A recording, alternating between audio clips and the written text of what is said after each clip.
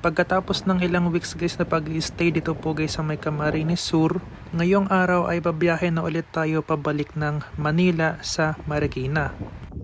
Ang take off pala natin guys dito sa may gasolinahan sa may Sipukot, at base kay Google Map paabutin guys ng 9 hours yung biyahe natin pabalik ng Manila. Bago bumiyahe guys, nire-reset ko ulit yung trip ng 0 para malaman ko yung gas consumption pauwi ng Manila. Saktong 7 AM nang umalis ako dito, hindi pa tayo nakakalayo ay nag-stop over muna tayo dito po guys sa may Ragay sa may 7-Eleven para magkape.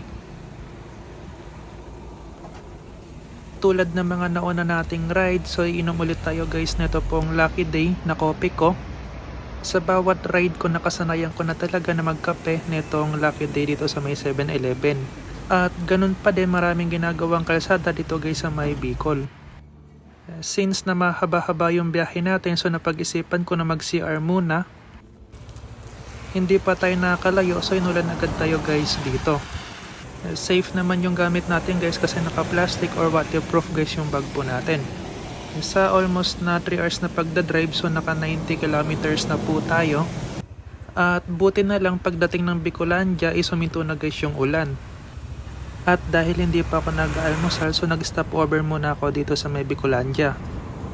At saktong 10 AM, so nagpatuloy na ulit tayo guys sa biyahe po natin. Saktong 11 AM nakarating tayo guys ng Plaradel. Sa kasamaang palad, inabot na naman tayo guys ng ulan dito. Plaradel na tayo guys. Sa halos 4 hours na pagdadrive natin, inabot na ng 150 kilometers yung tinakbo. So ayan guys, bumiyahe tayo ng Bicol. So pauwi na tayo ng Manila. Ayan, nasa Plaradel na tayo. Di mo lang nakabit guys yung kamay ko dito. Sobrang solid na itong throttle booster.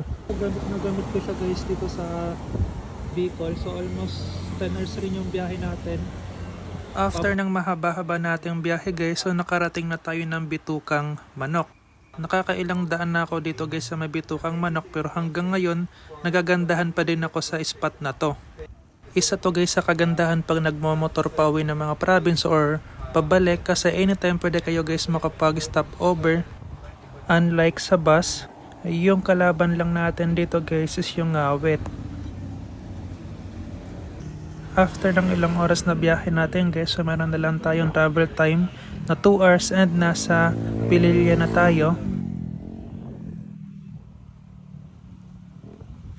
Dahil sa sobrang sakit na ng tenga ko, so nagpalit ako ng helmet.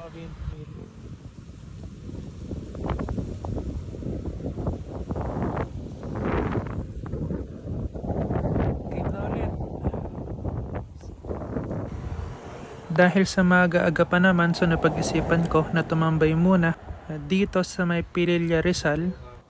Sobrang init ng panahon, pero dito sobrang lamig ng hangin. Ito yung isa sa rason kung bakit maganda mag-ride sa mga province.